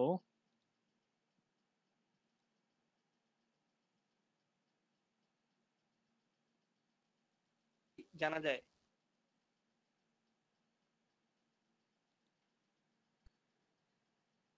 আরেকবার আরেকবার বলো, শুনি নাই, কথা অর্ধেক আসছে, আরেকবার বলো। লজিস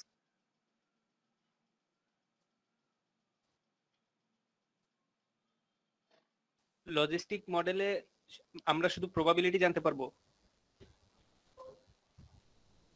হ্যাঁ, ওই প্রবাবিলিটির কাট পয়েন্ট যদি 0.5 আমি নির্ধারণ করে দিই, ডিফল্ট ভাবে যেটা 0.5 নির্ধারণ করা থাকে, তো আমরা অ্যাকচুয়ালি প্রবাবিলিটিটাই বের করি এবং সেই প্রবাবিলিটিটাকে তারপরে হচ্ছে ওই যে কাট পয়েন্টের উপর বেস করে 0 হবে নাকি 1 হবে, অর্থাৎ দুইটা ক্যাটাগরির কোনটাতে পড়বে সেটা হচ্ছে ওই প্রবাবিলিটির উপর বেস করে আমরা আসলে আলাদা করি। আমরা কখনো 1 কিংবা 2 সরাসরি এরকম পাই না, রাইট?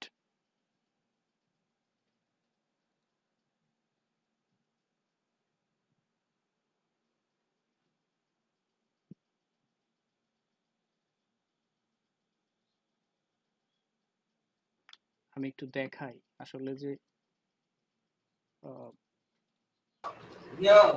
লজিস্টিক রিগ্রেশনে আমরা আসলে ইমপ্লাই করছে এই ধরনের কিছু ডকুমেন্ট যদি আপনি আমাদের দিতে পারতেন। আচ্ছা, হ্যাঁ, ভালো কথা। আমি পেপারস যেরকম মানে ভালো যদি পেপারস পাই যেখানে লজিস্টিক রিগ্রেশন মডেলটা ইউজ করা হয়েছে সেগুলো আমি দিব না। আমি হচ্ছে ওই যে লিঙ্কটা আছে না, একটা রিসোর্সেস লিঙ্ক আছে, সেটার ভিতরে আমি ডকুমেন্টগুলো আপলোড করে দেবো পিডিএফ হিসেবে। কারণ অ্যাপ্লিকেশন দেখলে জিনিসগুলো বোঝা অনেক ইজিয়ার হয়, এটা সত্যি কথা।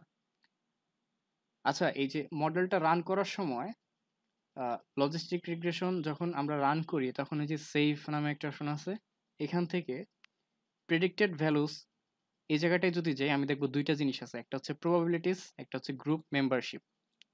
তো প্রবাবিলিটিস মানে হচ্ছে যে 1 থেকে 0 মাঝে ভ্যালু দিবে, আর গ্রুপ মেম্বারশিপ হচ্ছে এই প্রবাবিলিটিস এর উপর বেস করে কোন গ্রুপে পড়বে, 1 নাকি 2, সেটা আমাকে দেখাবে। তো আমি হচ্ছে এই দুইটা টিক মার্ক দিয়ে দিচ্ছি, দেন কন্টিনিউ, দেন ওকে, সরি, ওকে দেওয়ার আগে আমি এই দুইটা চেঞ্জ করে আমাদের অ্যাকচুয়াল মডেলে যেটা ছিল সেইটা দেই। প্রথমে মনে হয় প্রাইস ছিল, রেসিডেন্সিয়াল এরিয়া ছিল, এয়ার কোয়ালিটি, রুম নাম্বার, তারপর এটা, তারপর এটা, এগুলো মেবি ছিল আমাদের প্রথম মডেলটাতে। তো এই এই ভেরিয়েবলগুলোকে নিয়ে বানানো যে মডেলটা, সেই মডেলটাকে যদি আমি রান দেই এবং রান করে আমি যে প্রেডিকশনগুলো পাবো, মানে সেম ডেটার উপরেই প্রেডিকশন, সেইগুলোর ভ্যালুগুলো আমাদের এখন ডেটা সেটে দুইটা নতুন কলামে অ্যাড হবে, এবং দুইটা নতুন কলামের একটা তো থাকবে হচ্ছে প্রবাবিলিটি, একটা তো থাকবে গ্রুপ মেম্বারশিপ। তো আমি এখন ওকে দিচ্ছি, ওকে দিলে এবং ডেটা সেটে যদি যাই সেখানে দেখবো যে এরকম দুইটা কলাম তৈরি হয়েছে। তো একটা কলাম হচ্ছে প্রবাবিলিটি, যেটা অ্যাকচুয়ালি আমরা মডেল থেকে পাই। তো প্রবাবিলিটির ভ্যালু যখন দেখা যাচ্ছে যে এটা 0.5 এর চেয়ে বেশি, সো এটাকে ইয়েস দিছে, এটাও 0.5 এর চেয়ে বেশি, এটা ইয়েস। পরেরটা নো, কারণ হচ্ছে এটার প্রবাবিলিটি 0.5 এর চেয়ে কম। তো সেম ভাবে নিচের দিকে নামতে থাকি, যে এই যে এরকমটা ভ্যালু, এটার প্রবাবিলিটি হচ্ছে পয়েন্ট।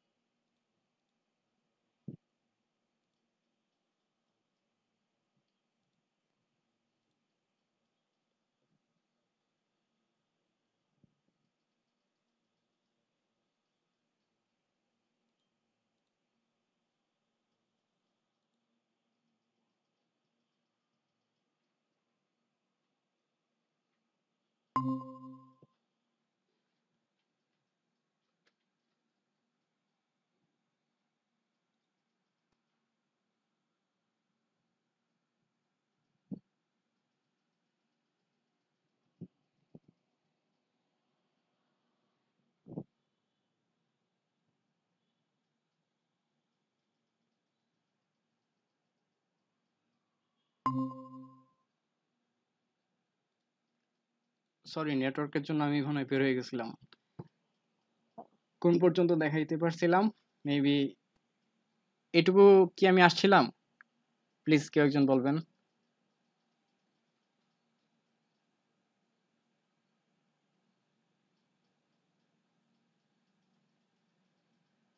কতটুকু পর্যন্ত দেখাইতে পারছিলাম কেউ একজন বলেন।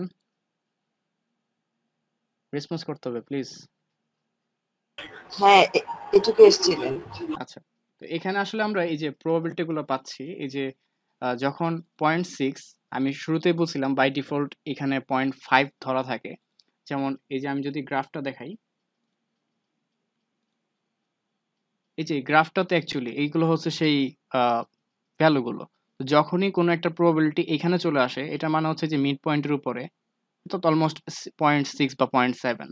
তো যখন এখানে প্রবাবিলিটিটা থাকে, তখন সেটাকে হচ্ছে সরাসরি এই থ্রেশহোল্ডের এখানে নিয়ে চলে আসে 1। তো যখন এখানে পয়েন্টে এই পয়েন্টে প্রবাবিলিটি থাকে, সেটাকে হচ্ছে 0-তে নিয়ে চলে আসে। তো এভাবে হচ্ছে এই কন্ডিশনের উপর বেস করে আমাদের এই গ্রুপ মেম্বারশিপগুলো সিলেক্ট করা হয়। যেমন এই যে এখানে যে ছিল 0.50163, এটা অবশ্যই 0.5 এর চেয়ে বেশি, সো এটাকে এখন ইয়েস হিসেবে কাউন্ট করছে। তারপর এই যে একটা, এটা ইউএস হিসেবে কাউন্ট করছে। এই যে এটা হচ্ছে 0.49882, 0.5 এর চেয়ে কম, সো এটাকে নো হিসেবে কাউন্ট করছে। এভাবে হচ্ছে এই ক্লাসিফিকেশন গুলো করে। এই আমাদের জাস্ট আমি যে ডেটাগুলো ছিল মডেলে, সরি কোএফিশিয়েন্ট গুলো ছিল মডেলে, সেগুলোর উপর বেস করে। তার মানে আমরা যদি এখন নতুন কোনো ডেটা পাই, সে প্রাইসের একটা নতুন ডেটা আসছে, রেসিডেন্সিয়াল এরিয়া, এই ভেরিয়েবলগুলোর জন্য ধরলাম, এই ভেরিয়েবলগুলোর জন্য আমাদের কাছে কিছু ডেটা আসছে। আচ্ছা, এখানে তো আমি একটা ভুল করে ফেলছি। আমি তো এয়ারপোর্টকে ক্যাটাগরিক্যাল করিনি মনে হচ্ছে। এয়ারপোর্ট, হ্যাঁ এয়ারপোর্ট ক্যাটাগরিক্যাল করিনি, সো ভুল হয়েছে এটা। এটা ক্যাটাগরিক্যাল করতে হবে। কন্টিনিউ। আমি কিভাবে বুঝছি ভুল হয়েছে? এই যে এখানে আমাদের একটু আগে যে ভেরিয়েবলটা ছিল, সেখানে ওই যে এয়ারপোর্ট সরাসরি এয়ারপোর্ট হিসেবে দেখাচ্ছিল, শুধুমাত্র এয়ারপোর্ট হিসেবে। এই যে শুধু এয়ারপোর্ট দেখাচ্ছিল। তো ওইটা তো অ্যাকচুয়ালি ভুল। 1 আর 0 ওই সরাসরি ভ্যালু নিচ্ছিল। তো ওইটা ভুল হচ্ছিল, সো এটাকে চেঞ্জ করে আমি এখন ক্যাটাগরিক্যাল করে নিলাম। এখন আমি ইন্টারপ্রিটেশন ঠিকভাবে করতে পারবো। আর ইন্টারপ্রিটেশন যেহেতু ঠিকভাবে করতে পারবো, ডেটাও ঠিক আসবে এখন। সো মানে সেমই আসছে, 1-0 যেহেতু ছিল। যাই হোক, আর ঠিক আছে, এইটা ক্লিয়ার। মেবি আরিফানজু মেবি কোয়েশ্চেনটা করছিল। হ্যাঁ, আমরা আউটপুট হিসেবে প্রবাবিলিটি পাই, যেখান থেকে আমরা কন্ডিশনের উপর বেস করে ক্যাটাগরাইজ করতে পারি যে আমাদের এখানে ইয়েস নাকি নো হবে। আর এই যে হ্যাঁ, এইখানে অ্যাকচুয়ালি এটা নো ছিল, বাট যখন আমি মডেল ফিট করলাম, দেন প্রেডিকশন করলাম, ওইটা আমাকে ইয়েস দেখাচ্ছে। সো এটা অবশ্যই একটা ভুল হয়েছে। বাট পরেরটা সে ঠিকভাবে প্রেডিকশন করছে। এটা ছিল ইয়েস, বাট এটার প্রেডিকশন দিচ্ছে ইয়েস, যে হ্যাঁ এটা সোল্ড। সো এইটা ঠিক আছে প্রেডিকশনটা। এই যে এই তিনটাও আবার ঠিক আছে, এই তিনটা নো ছিল, প্রেডিকশনও নো আসছে। হ্যাঁ, আর হচ্ছে হ্যাঁ, আমি ওই রিসার্চ পেপার যেগুলো আমার চোখে পড়বে ভালো, ভালো লজিস্টিক রিগ্রেশনের ইন্টারপ্রিটেশন ভালোভাবে আছে বা ইউজ গুলো ভালোভাবে দেওয়া আছে, আমি সেই ধরনের পেপারগুলো ওই সাপোর্টিং ডকুমেন্ট হিসেবে ফোল্ডারে আপলোড করে দেবো। আপনারা সেখান থেকে দেখে নিতে পারবেন। একটু সময় লাগতে পারে, আমার আগামীকাল একটা এক্সাম আছে, সো আমি একটু সময় নিয়ে পরে খুঁজে দিয়ে দিব।